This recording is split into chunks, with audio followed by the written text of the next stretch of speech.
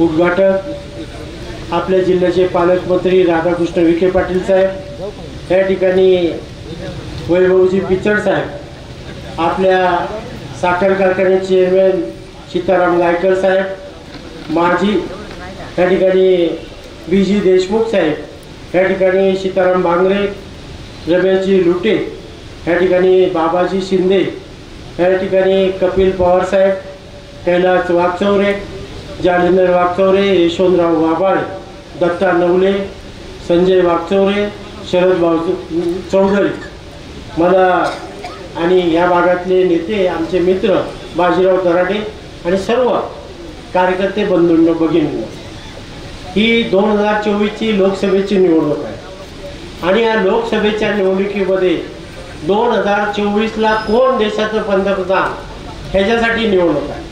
एक बाजूला नरेंद्र मोदी साहेब आहे, गेल्या 10 वर्षाचा कारभार आपल्याला माहिती आहे, आणि दुसऱ्या बाजूला आता पंतप्रधानचा कॅन्डिडेटच नाही पण एक आघाडीचा नेता म्हणून राहुल गांधी, दोघांची तुलना करा तर कोण श्रेष्ठ आहे? मी 10 वर्षाचा लोकसभा ह्या मतदारसंघामध्ये मी मांडणार। ह्या मतदारसंघामध्ये 2014ला परिवर्तन म्हणून या ठिकाणी मला 2014 2019 दोन्ही निवडणुकीमध्ये आपण युतीचा उमेदवार म्हणून या ठिकाणी आपण मला संधी दिली आणि संधीच्या संदर्भात मी 2-3 गोष्टी सांगणार। ह्या मतदारसंघामध्ये 54 वर्ष रखडलेल्या निवडणुकीच्या संदर्भात आपण पाणी आणण्याचं भाग्य, आणि ह्या भागामध्ये मला असं वाटतं बाकी अकोला तालुक्यातल्या शेतकरी आणि दानसूर पाणीवीर ज्या भागातून पाणी निर्माण धरण आहे त्या भागातल्या कॅनलच्या रूपाने खाली पाणी देण्याचं दान, आणि दानशूर मंडळींनी या ठिकाणी पाणी देताना आपल्या शेतीची नुकसान झाली तरी खाली पाणी सोडल्याबद्दल मी सर्व अकोल्याच्या शेतकऱ्यांचं टाळ्या वाजवून स्वागत केलं पाहिजे। कारण आपण एवढे दिलदार आहे की पाणी वरती आपल्याला पाणी मिळत नाही, परंतु खाली पाणी देण्याचं काम अकोल्याच्या जनतेने आणि ह्या शेतकऱ्यांनी खाली दिलेलं आहे, आणि म्हणून 54 वर्ष रखडलेल्या कामाला मी खासदार झाल्यानंतर गती दिली आणि 45 वर्षानंतर रखडलेल्या कामाला गती देणारा खासदार म्हणून मी 2 गोष्टीचा उल्लेख करेन। ह्या मतदारसंघामध्ये उच्चस्तरीय काय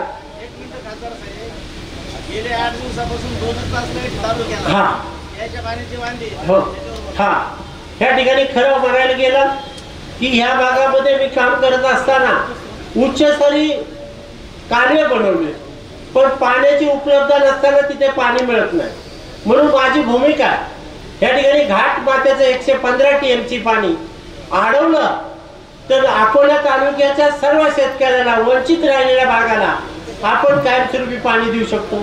संगमनेर असेल, कोपरगाव असेल, राहता असेल, श्रीरामपूर असेल, नेवासा असेल, कोपरगाव असेल किंवा राहुरी असेल, ह्या गावाला पाणी देण्याचं भाग्य 115 TMC पाणी समुद्रात जाणारं अडवलं तर शेतकऱ्याला न्याय मिळेल। आणि म्हणून मला असं वाटतं ह्या भागाच्या 2-3 गोष्टीचा उल्लेख केला। आपल्यामध्ये डोंगराळ भाग आहे आणि रेंजच्या सगळ्या भागामध्ये अडचणी होत्या। मी BSNLचे टावर या ठिकाणी 30 टावर बनवण्याचा निर्णय केला आणि ते 30 टावर ह्या भागामध्ये बनवून देखील तयार। त्यामध्ये BSNL तोट्यात झाल्यामुळे त्या टावरच्या रेंजच्या संदर्भात आहे, आता केंद्राने त्याला पैसे दिले, त्यामध्ये टावर बनले झाले, रेंज उपलब्ध होऊन त्या ठिकाणी काम करेल। मी एक उल्लेख करेन, मी 2014ला खासदार झालो, 2019ला आपण 2005ला जायकवाडीला पाण्याचा निर्णय केला। त्यामुळे मला असं वाटतं आपण अकोला तालुक्यामध्ये जो पूल आहे त्यामध्ये आंदोलन केलं होतं, त्या आंदोलनामध्ये मी संध्याकाळी 7 वाजल्यापासून पहाटे 6 वाजेपर्यंत हा खासदार ह्या भागातलं खाली पाणी जाऊ नये म्हणून आंदोलन करणारा पाहिला। त्यामुळे कम्युनिस्ट पक्षाचे मला ते नवले साहेब होते आणि सावंत साहेब त्या ठिकाणी उपस्थित होते। मी पहिला खासदार पहाटे 6 वाजेपर्यंत त्या ठिकाणी बसलो। दुसरी गोष्ट म्हणजे ह्या मतदारसंघामध्ये पाणी यावं म्हणून 2 दिवस आझाद मैदानामध्ये उपोषण करणारा पहिला खासदार। या ठिकाणी जायकवाडीला पाणी जाऊ नये म्हणून, जायकवाडीचं पाणी खाली जाऊ नये म्हणून या ठिकाणी सडा गावामध्ये 4 खासदार आणि म्हणून खासदार शेतकऱ्यांच्या बाजूला, शेतकऱ्यांच्या हक्कासाठी लढणारा. मी आता आपण बोलले लाईटच्या संदर्भात पूर्ण लाईट बंद केली होती. मी नामदार साहेबांना विनंती केली, त्यावेळेस पूर्ण लाईट बंद केली होती. शेतकऱ्यांनीच आम्हाला सांगितलं होतं पूर्ण बंद करण्यापेक्षा 4 तास तरी चालवा. नोकरीवाले असतील, हा शेतकरी नोकरीवाले असतील, 4 तासाची लाईट मारणार. हा आमचं म्हणणं आहे, 8 तासाची रोड करायला पाहिजे. हा हा या ठिकाणी मी एकच सांगेन की या ठिकाणी नामदार साहेबांनी त्या दिवशी संबंधित अधिकाऱ्याला 4 तास लाईट चालू करा म्हणून. मी आपली विनंती पुन्हा नामदार साहेब या ठिकाणी सांगेल, आपल्या ज्या शेतकऱ्यांची अडचण आहे ते सोडवण्याचा प्रयत्न मी करेन. मी नामदार साहेबांना तशी विनंती करतो. मी एकच गोष्ट करतो, 2014ला आपण खासदार केलं आणि खासदार करत असताना सर्वांनी मतदान केलं. मी 2014ला खासदार झालो, त्या अगोदर भाऊसाहेब वागचौरे या भागाचे खासदार होते. मी सक्रिय माणूस असेल तर मला तुम्ही 5 कोटी रुपये मला पैसे वापरायला दिले. माझ्या खिशात 5 कोटी आहे. आता 5 कोटी गावाने 2 लाख मागितले, 4 लाख मागितले, 10 लाख. मी पहिले माझ्या खिशातले तर गावाला 5 कोटी देऊ शकतो का नाही? आता त्यांनी 5 कोटी खिशातच ठेवले आणि जाताना मला 1,31,00,000 रुपये ह्या अखर्चित निधी खासदार म्हणून. आणि म्हणून मला असं वाटतं जो सक्रिय काम करणारा खासदार असता तो निधी वापस गेला असता का? हा माझा काँग्रेसला पहिला प्रश्न आहे की आघाडीचा तो निधी खर्चित कसा राहिला तो सांगा. दुसरी गोष्ट, सभामंडप म्हणून काम चालणार नाही. या ठिकाणी मी उल्लेख करेन, मी खासदार झाल्यानंतर योग बनवलं, या ठिकाणी हायमॅक्स लावले. सोलर लाईटच्या संदर्भात 10 कोटीचे सोलर लाईट प्रत्येक गावामध्ये लाईटचा बिल ग्रामपंचायतला येऊ नये म्हणून निर्माण केले. सोलर कोल्ड स्टोरेज शेतकऱ्याला आणि शेतकरी महिला बचत गट असेल, शहरातल्या बचत जे गिराईक असेल त्याला न्याय देण्याची भूमिका 22 कोल्ड स्टोरेज ह्या शिर्डी लोकसभा मतदारसंघामध्ये 8 नगरपालिकेमध्ये बसवण्याचं काम केलं. आणि म्हणून मला असं वाटतं की आपण सर्व जागृत आहे. मी राजकीय जीवनामध्ये काम करत असताना 2 गोष्टी मला जाणवल्या की मी खासदार म्हणून काम 95ला काम करत असताना मी ज्या भागाचा खासदार होतो, आमदार होतो, मी 100 रुपये वर्गणी करून 500 रुपये गाडीचं भाडं आणि 500 रुपये जो कार्यकर्ता येतो त्याला खाया पियाला खर्च.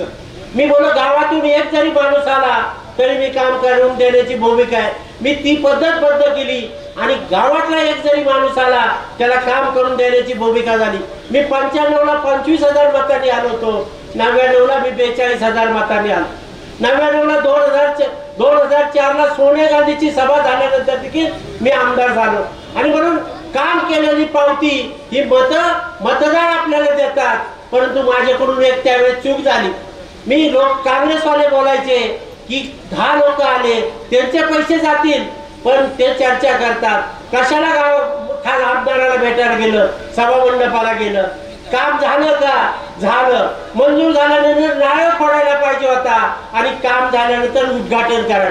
आम्ही कधी 95ला उद्घाटन केलं नाही. या ठिकाणी मी पहिला खासदार, जिल्हा परिषदच्या शाळेला कम्प्युटर देणारा खासदार आहे, त्या ठिकाणी सभामंडप देणारा खासदार आहे, हायबॅग देणारा खासदार आहे. परंतु आम्ही त्यावेळेस वाजवलं. आम्हाला वाजवायला पाहिजे होतं 95 पासून. आम्हाला वाटलं काम केल्यानंतर मतं मिळतात आणि मला 3ही वेळेस मतं दिले, 5ही वेळेस मतदान केलेलं. पण 2024ला मला वाटलं की मी 95ला काँग्रेसच्या वाल्याचं सांगितलं असतं की वाजवायला पाहिजे होता ढोल, काय म्हणतात त्याला, ताशा आणि पिपाणी. आमच्या तिन्हीचा वापर कमी झाला. पण गावामध्ये आम्ही प्रत्येक गावामध्ये काम देण्यासाठी तत्पर झालेलो आहे. आमच्या कामाच्या रूपाने गावात वाजलं नाही, पण 2024ला ज्यावेळेस आपण खासदार म्हणून पाठवला त्यावेळेस आम्ही वाजू. मी 4च गोष्टीचा उल्लेख करेन.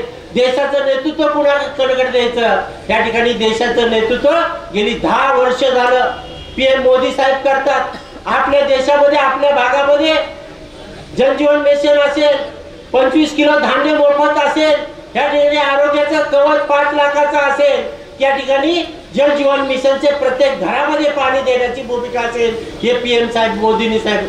आपण बाहेर गावी गेला तर आपल्याच लक्षात येईल कुठून आला, या ठिकाणी हिंदुस्थानातून आला, भारतातून आला. पंतप्रधान देशाचं नाव जगामध्ये रोशन करणारे पंतप्रधान आहेत. आणि म्हणून मला असं वाटतं देशात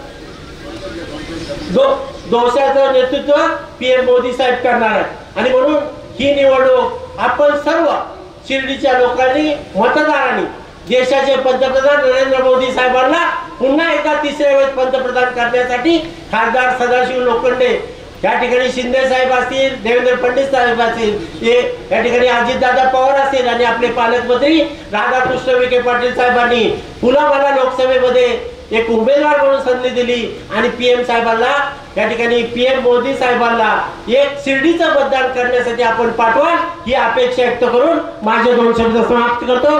जय हिंद, जय महाराष्ट्र.